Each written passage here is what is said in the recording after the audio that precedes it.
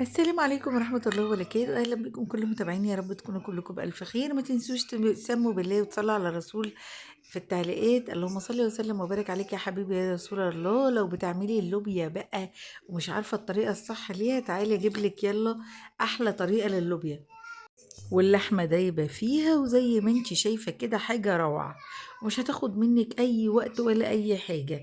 أول حاجة معايا كده أي مادة دهنية، سواء زيت سواء سمنة حطيها، وبصلاية صغيرة أنا كنت مفرزاه بصراحة حطيته كده في على الزيت. وما تحطيش أبدا توم، اللوبيا ما بتحبش التوم. قلبي البصلة كويس قوي في الزيت، واول ما يغير لونها هاتي كده الطماطم اللي انت عصرتيها وصفيها وحطيها على البصلة.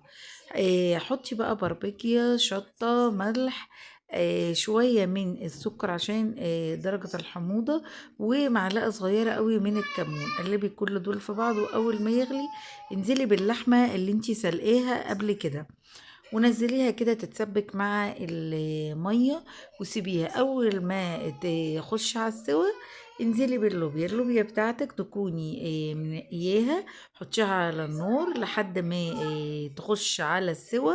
هتلاقيها كده نفشت شوية ودخلت في السوا، يعني تحطي ايدك عليها بقى بدل ما كانت ناشفة تلاقيها طرية.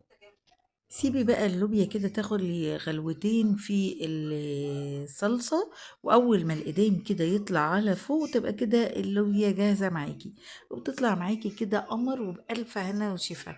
عملت جنبها شوية رز بالشعرية وكده بقت قمر قوي.